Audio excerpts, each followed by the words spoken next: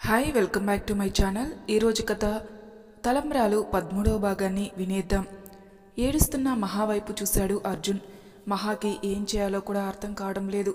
కానీ తన పిల్లలు లేకుండా ఒంటరిగా బ్రతకడం అంటే చనిపోవటమే నయం అనుకుంది. డాడీ, మనం రేపు నానమ్మ దగ్గరికి వెళ్తున్నాం కదా? అవును స్వీటీ, నాకు అసలు నిద్ర రావడం లేదు డాడీ. చాలా అంటే చాలా చాలా చాలా హ్యాపీగా ఉంది అని తన 2 చేతుల్ని పెద్దగా చాపింది మన జూనియర్ ప్రిన్సెస్. తన కూతురి అందం, ముద్దు ముద్దు మాటలు చూడగానే అర్జు మనసు ఎంతగానో ఉప్పొంగిపోయింది. ఇంతలో మను అర్జు మెడ చుట్టూ చేతులు వేసి, డాడీ, రేపే కదా మనం వెళ్తున్నాం, అయితే అమ్మని బట్టలు సర్దేమంటాను. సర్దేమను. మను సంతోషంగా, అమ్మ, మన ముగ్గురి బట్టలు సర్దేయి, ఎర్లీ మార్నింగ్ మనం నానమ్మ ఇంటికి వెళ్తాం కదా. అప్పుడు కానీ అర్థం కాదు మన బాబుకి తన కొడుకు మహాని కూడా ఇంటికి తీసుకొని వచ్చేలా ఉన్నాడని. మహా భయంగా వెనక్కి తిరిగి అర్జు వైపు చూసింది. మను, స్వీటీ, మీ ఇద్దరూ పడుకోండి, నేను ఒకసారి అమ్మతో మాట్లాడి వస్తాను. మను అర్జు చేతిని పట్టుకుని, నాకు నువ్వు కావాలి, అమ్మ కావాలి డాడీ.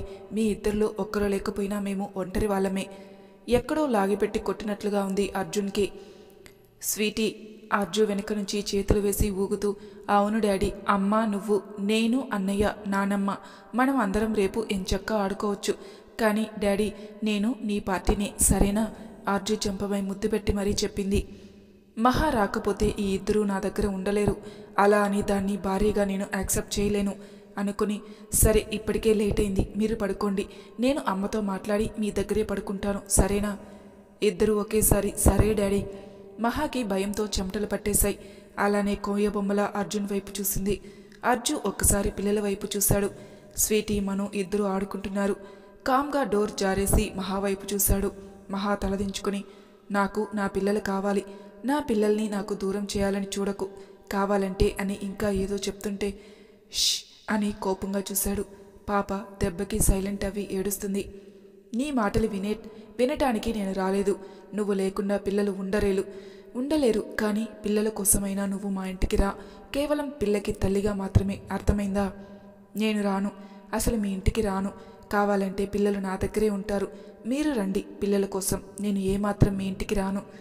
ఏంటి డ్రామా చేస్తున్నావు? ఆ ఇంటికి వచ్చే అర్హత నాకు లేదు. నువ్వు రాకపోతే పిల్లలు నా దగ్గర ఉండలేరు. మెయిన్గా మను, వాడికి నువ్వంటే ప్రేమ ఎక్కువనే తెలుస్తుంది. అందుకే పిల్లలతో పాటుగా ఇంటికి రా. ఒక పని చేయండి, నేను చచ్చాక నా పిల్లల్ని మీ ఇంటికి తీసుకుని వెళ్ళండి. కోపంగా ఆమె చెప్ప పట్టుకొని, నా దృష్టిలో నువ్వు లేవు, నువ్వు కొత్తగా చనిపోవటం ఏంటి? బెదిరిస్తున్నావా? చూడు, నాలో ఉన్న రాక్షసుని నిద్రలేపుకు. నీ వంటికి అంత మంచిది కాదు. చెప్పింది చెయ్యి. నువ్వు ఇంటికి వచ్చినా నువ్వు ఎప్పటికీ నాకు శత్రువే. కనీసం పిల్లలకి తల్లిగా అయినా బ్రతికించి ఉంచావు. థ్యాంక్స్ అర్జున్. చివ్వున తలెత్తి ఆమె కళ్ళల్లో చూశాడు. తప్పంతా నువ్వు చేసి ఇప్పుడు మాటలతో నన్ను ఎందుకు బాధ పెడుతున్నావే?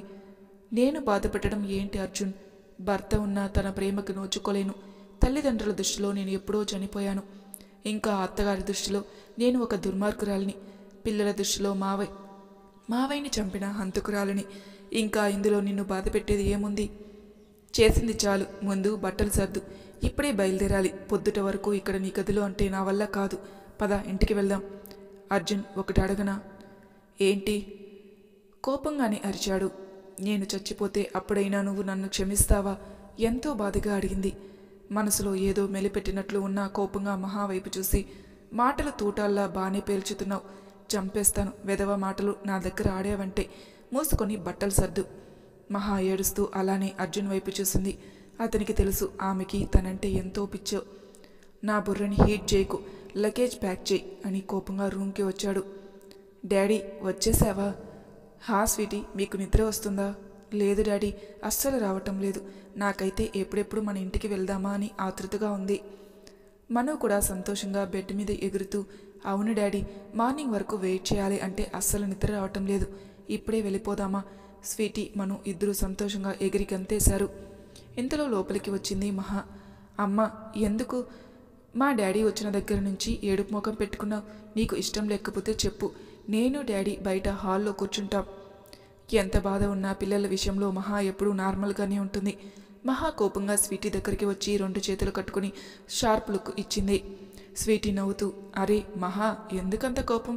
నేను ఏదో సరదాగా అన్నాను అంటూ మహాని హత్తుకుని, ప్రిన్సెస్ నా మీద కోపం పోలేదా? ఎంతో క్యూట్గా అడుగుతుంది స్వీటీ. ఆ మాటకి అర్జున్ సూటిగా మహా వైపు చూశాడు.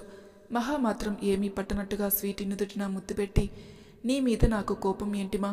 కోపం ఏమీ లేదు, కానీ కాస్త నీ మాటలు తగ్గించు. నీ వాగుడు రోజురోజుకి ఎక్కువ అవుతుంది. ప్రిన్సెస్ అయితే ఇంకా ఎప్పుడు ఎవరితోనూ మాట్లాడను, ఒక్క మా హీరోతో తప్ప. హీరో ఎవరు? మా డాడీ అంటూ అర్జున్ దగ్గరికి పరిగెత్తి ముద్దులు పెట్టేసింది. అమ్మా పద, నీకు లగేజ్ ప్యాక్ చేయడంలో హెల్ప్ చేస్తాను. లేదు నాన్న, నువ్వు కూర్చో, నేను సర్దుతాను అని మహా కబోర్డ్ దగ్గరికి వెళ్ళింది. ఆమె వెనకే మను వెళ్ళాడు. మహాకి హెల్ప్ చేస్తూ బట్టలు సర్దుతున్నాడు. స్వీటీ మాత్రం అర్జున్ చంక ఎక్కేసి, రేయ్ అన్నయ్య, నా బట్టలు నీట్గా పెట్టు, ఎలా పెడితే అలా పెట్టేయకు, మళ్ళీ అమ్మ మడత పెట్టి సర్దాలి, పెద్ద పని, ఆర్డర్ వేసింది మన బుడ్డది. చెల్లెల వైపు సూటిగా చూసి, నీకు దేవుడు ఆడపిల్ల లక్షణాలు అస్సలు ఇవ్వలేదు, ఎప్పుడు అమ్మకి హెల్ప్ చేయవు, పైగా ఆర్డర్ వేస్తావు, అది చెయ్యి ఇది చెయ్యి అంటూ. నేను అలా చెప్పకపోతే మీ ఇద్దరు నా మాట వినరు కదా. పెద్ద ఆరిందల్లా వాగుడు మొదలుపెట్టింది. మహా లగేజ్ ప్యాక్ చేసి రూమ్ అంతా మరోసారి చూసింది. ఏదన్నా మర్చిపోయిందేమో అని బెడ్ దగ్గరికి వెళ్ళింది. టేబుల్ మీద ఉన్న స్వీటీ మనుల ఫోటోలు చేతిలోకి తీసుకుంది. అలా తీసుకోవటంలో బుక్ కింద పడడంతో బెడ్ కిందకి వంగి బుక్ తీసి కోపంగా స్వీటీ వైపు చూసింది. మహా ఎందుకు సడన్గా కోపంగా చూసిందో స్వీటీకి అర్థం కాలేదు. అర్జున్ మాత్రం తన కొడుకు తీరుకి ఎంతగానో మురిసిపోతున్నాడు. స్వీటీ ఇలారా, కొంచెం కోపంగానే అరిచింది మహా. ఆమె ఎందుకు కోపంగా తన కూతురు మీద అరిచిందో అర్థం కాక స్వీటీ వైపు చూశాడు అర్జున్. ఎందుకమ్మా కోపంగా చూస్తున్నావు? ముందు నువ్వు ఇలా వస్తావా రావా? వెయిట్ డాడీ, అమ్మ కోపం ఏంటో చూసి వస్తాను అని కిందికి దిగి మహా దగ్గరికి వెళ్ళింది. ఏమైందమ్మా? సాయంత్రం పాలు ఇచ్చాను, తాగావా? తాగాను కదా. మరి ఉదయం ఇచ్చిన పాలు ఏం చేశావు? అవి తాగాను కదా. తాగావా? సూటిగా చూసింది మహా. తాగాను. మరి తాగితే బెడ్ కింద పాలు గ్లాసు ఏంటే అని బెడ్ కింద ఉన్న 2 పాలు గ్లాసులు తీసి స్వీటీకి చూపించింది. అబద్ధాలు కూడా నేర్చుకున్నావా? అయినా నీకు తెలుసు కదమ్మా, నాకు పాలంటే చిరాకని, యాక్ అని ముఖం పక్కకి తిప్పేసుకుంది. ఆ సీన్ చూసిన అర్జున్కి తనని తానే చూసుకున్నట్టు అనిపించింది. స్వీటీ, ఈ మధ్యన నీకు బాగా గారాభం ఎక్కువైపోయింది, అబద్ధాలు కూడా ఆడుతున్నావు. ఇంకొకసారి అబద్ధాలు ఆడావంటే కొట్టేస్తాను నిన్ను, కొంచెం గట్టిగానే గదమాయించింది మహా. పక్కన డాడీ అన్నయ్య ఉండేసరికి ఇంకా ఏడుపు వచ్చేసింది స్వీటీకి. నాకు పాలంటే ఇష్టం ఉండదని తెలిసి కూడా ఎందుకమ్మా నన్ను ఫోర్స్ చేస్తున్నావు? డాడీ నువ్వైనా చెప్పు, నాకు పాలంటే చిరాకని. నీకు దెబ్బలు పడతాయి స్వీటీ, ప్రతిసారి ఇలానే చేస్తున్నావు. చూస్తుండు, నీతో అసలు మాట్లాడను, నా మాట అంటే అసలు లెక్కలేదు నీకు. ఐఎమ్ సారీ ప్రిన్సెస్, 2 చెవులు పట్టుకుని మరీ ఎంతో ముద్దుగా చెప్పింది మన జూనియర్ ప్రిన్సెస్. స్వీటీ మాటకి మహాకి అర్జున్ ప్రేమ గుర్తు రావడంతో కామ్గా ముందుకు వచ్చి అమ్మమ్మతో మాట్లాడి అప్పుడు మనం మా నాన్నమ్మ దగ్గరికి వెళ్దాం. మరి నన్ను క్షమించావా? డైలీ నువ్వు పాలు తాగితే అప్పుడు క్షమిస్తాను, లేదంటే అస్సలు మాట్లాడను. వద్దులే, తాగుతాను అని మహాచేతిని పట్టుకుంది. మను కూడా మహాచేతిని పట్టుకున్నాడు. 10 నిమిషాల్లో నువ్వు బయటికి రావాలి అని కోపంగా కారు దగ్గరికి వెళ్ళాడు. అప్పటికే బయట నుంచే రంగమ్మ ఇదంతా చూసింది. విషయం అర్థమైంది రంగమ్మకి. అమ్మా, అర్థమైంది మహా, నువ్వు శాశ్వతంగా నాకు దూరం అవ్వటం లేదు, పుట్టింటి నుంచి అత్తారింటికి వెళ్తున్నావు, దానికే ఎందుకు ఇంత బాధపడుతున్నావు? మహా ఒక్కసారిగా రంగమ్మని హత్తుకొని, నా జీవితంలో నిన్ను మర్చిపోలేను అమ్మా, ఈరోజు నేను ప్రాణాలతో ఉన్నాను అంటే దానికి కారణం నువ్వే. అసలు ఏడవకు, పిల్లలు భయపడతారు, నువ్వు జాగ్రత్త స్వీటీ, మనుల కోసమైనా నువ్వు నీ భర్తతో సంతోషంగా ఉండు తల్లి. కొన్ని కలగానే మిగిలిపోతాయమ్మా, మిగిలిపోవటం నేర్చుకోవటం మన చేతుల్లోనే ఉంది తల్లి, జాగ్రత్త, ఈ అమ్మని మర్చిపోవు కదా. నాకు మాత్రం ఎవరు ఉన్నారు ఇప్పుడు? అయినా వీళ్ళ కోసం వెళ్తున్నాను, ఎలానో నీ దగ్గరికే కదా వచ్చేది, నాకు మాత్రం ఏ బంధాలు ఉన్నాయని. బాధపడకు, నీకు దేవుడు సంతోషాన్ని ఇస్తాడు. మహా నవ్వి, సంతోషం వద్దు, బాధ పెంచకుండా ఉంటే చాలమ్మా, అలా మాట్లాడికే నీకు అంతా మంచి జరుగుతుంది అని మహా తల నిమిరింది. సైదులకి చెప్పు వెళ్ళొస్తానని. అమ్మమ్మ, నేను చెల్లి నానమ్మని చూసేసి మళ్ళీ నీ దగ్గరికి వచ్చేస్తాం, రోజు సాయంత్రం నీకోసమైనా డాడీని ఇక్కడికి తీసుకుని రమ్మంటాను. మనుని ముద్దు చేసి, తప్పకుండా నాన్న, నీకోసం ఈ అమ్మమ్మ ఎప్పుడూ ఎదురు చూస్తూనే ఉంటుంది. ఏంటి స్వీటీ, నువ్వు ఏం మాట్లాడావు? నేను ఏమి నిన్ను వదిలి దూరంగా వెళ్తున్నానా? నానమ్మ దగ్గరికి వెళ్తున్నాం, రోజు నీ దగ్గరికి వస్తానుగా, అన్నయ్యతో పాటు స్కూల్ అవ్వగానే నీ దగ్గరికే వస్తాం అని రంగమ్మ చెంపపై ముద్దిచ్చింది. జాగ్రత్త మహా. మహా చేతులు జోడించి బయటికి వచ్చింది. అప్పటికే పిల్లల కోసం ఎంతగానో ఎదురు చూస్తున్నాడు అర్జున్. స్వీటీ ఇంకా అర్జున్ దగ్గరికి చేరింది. లగేజ్ కారులో పెట్టి కార్ స్టార్ట్ చేశాడు అర్జున్. విండో నుంచి ఏడుస్తూ రంగమ్మని చూసి బాధపడింది మహా. ఎందుకమ్మా ఏడుస్తున్నావు? రంగమ్మ, అమ్మమ్మ దగ్గరికి మళ్ళీ వస్తాం కదా. హా మను అని మనుని గుండెలకి హత్తుకుని కళ్ళు మూసుకుంది మహా. మీకోసమే ఆ ఇంటికి వస్తున్నాను, కేవలం మీకు అమ్మగా మాత్రమే అనుకుని విండో బయటకు చూసింది. ఆర్జు పక్కన కూర్చొని ఏవేవో మాట్లాడుతూ సీట్లోనే నిద్రపోయింది స్వీటీ. మహా అది చూసి స్వీటీని తన ఒడిలో పడుకోబెట్టుకుందామని ముందుకు వంగింది. అప్పుడే అర్జున్ కూడా కార్ సడన్గా ఆపాడు, తన ముద్దుల కూతుర్ని సరిగా పడుకోబెట్టాలని. కార్ బ్రేక్ పడేసరికి ముందు ఉన్న అద్దాన్ని కుత్తుకుని వెనక్కి తూలింది మహా. ఇది చూసిన మను, అమ్మ దెబ్బ తగిలిందా? లేదురా అని తల రుద్దుకుంది. అర్జున్ స్వీటీని ఒడిలోకి తీసుకుని తన గుండెలకి హత్తుకుని కార్ స్టార్ట్ చేశాడు. తండ్రిని గట్టిగా చుట్టేసి మరీ ఆదమరిచి నిద్రపోతుంది స్వీటీ. కాసేపటికి మను కూడా మహా ఒడిలో పడుకున్నాడు. మహా అలానే విండో బయటికి చూస్తూ ఉండిపోయింది. ఇంత టైం అయినా వాడు ఆఫీస్ నుంచి రాకపోవడం ఏంటి చరణ్? అది ఆంటీ, వాడు వచ్చేస్తాడు, మీరు కంగారు పడకండి.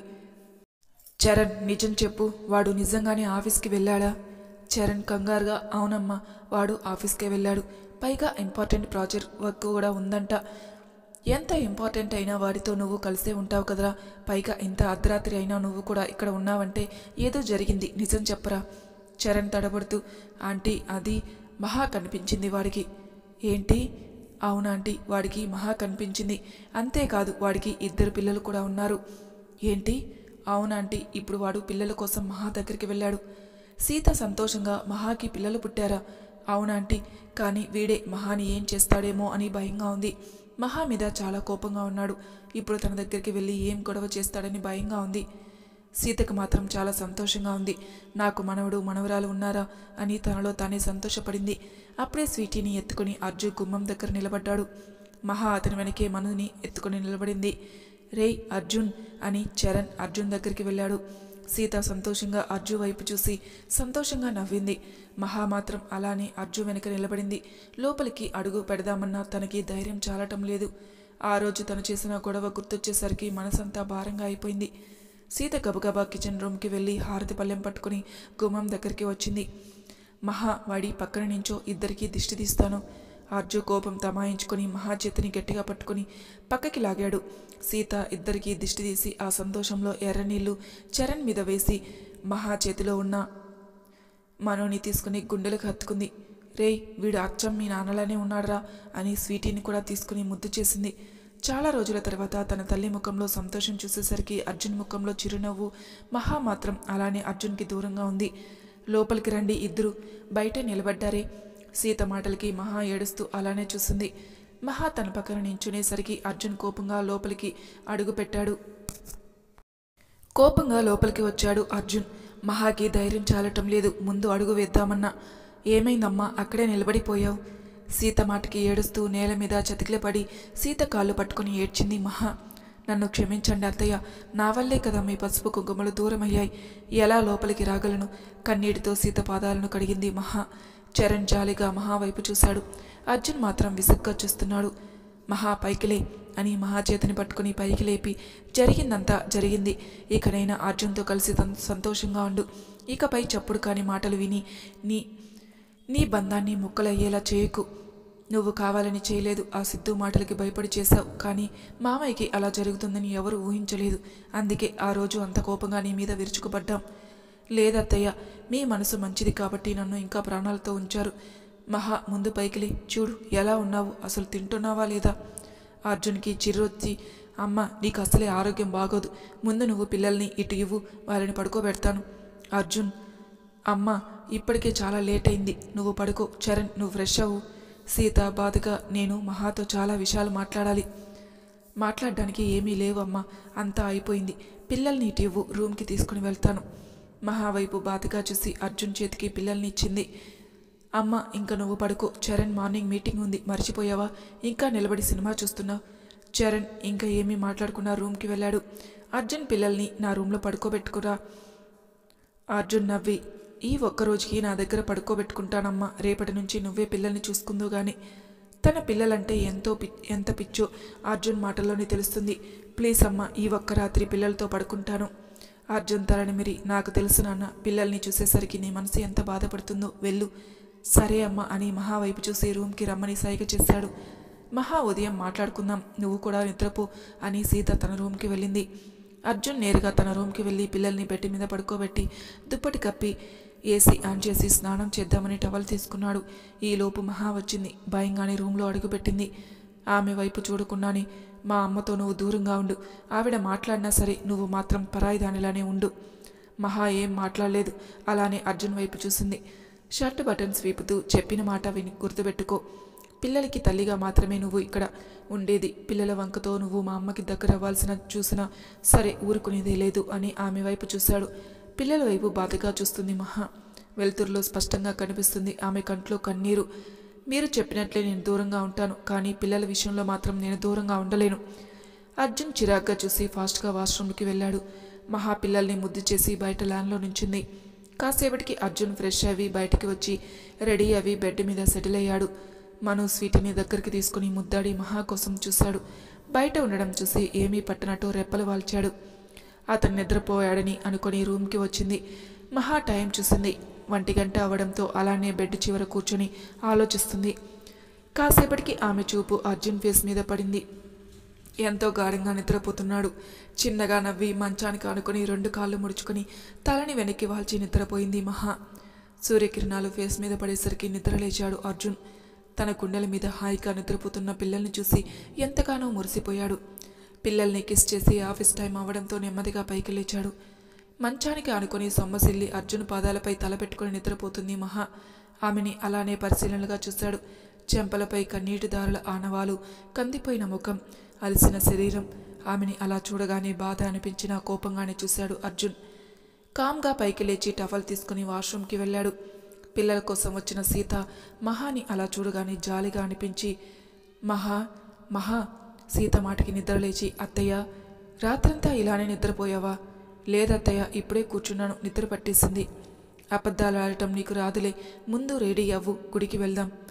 నైట్ అర్జున్ మాటలు గుర్తు చేసుకుని, మీరు వెళ్ళండి అత్తయ్య, నేను పిల్లల్ని స్కూల్కి రెడీ చేయాలి, టైం ఎంతో లేదు. వాడేమన్నా అన్నాడా గుడికి రాను అంటున్నావు? చచ, అలాంటిదేం లేదత్తయ్య. అయితే రెడీ అవ్వు, పిల్లల్ని కూడా గుడికి రెడీ చేయి. ఇంతలో స్వీటీ మను లేచారు. వాళ్ళు లేవటం చూసిన సీత సంతోషంగా, అరే లేచారా, రండి రండి అని ఇద్దరిని గుండెలకి హత్తుకుంది. నానమ్మ. సీత సంతోషంగా, అవును మీ నానమ్మని, ఎంత ముద్దుగా ఉన్నారా ఇద్దరు. మహా పిల్లల్ని నేను రెడీ చేస్తానే. మీకెందుకత్తయ్య శ్రమ, నేను రెడీ చేస్తాను.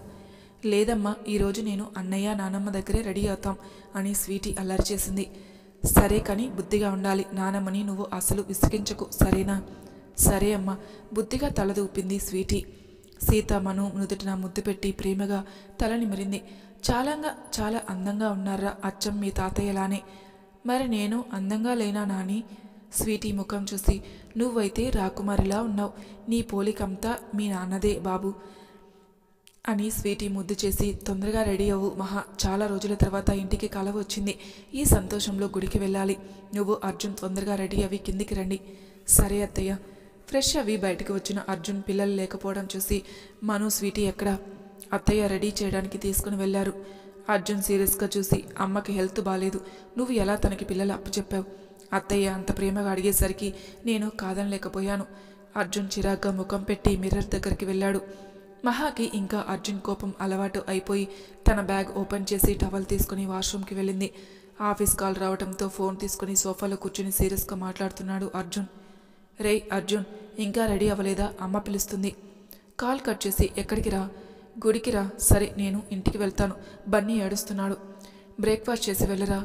వాడు చాలా ఏడుస్తున్నారా, పైగా నైట్ అంతా ఇక్కడే ఉండిపోయాను, నీకు తెలుసుగా, నేను లేకపోతే వాడు ఉండలేడు, వెళతాను. అప్పుడే స్నానం చేసి చీర కట్టుకుని బయటికి వచ్చింది మహా. చరణ్ మహా వైపు చూసి, గుడ్ మార్నింగ్ మహా.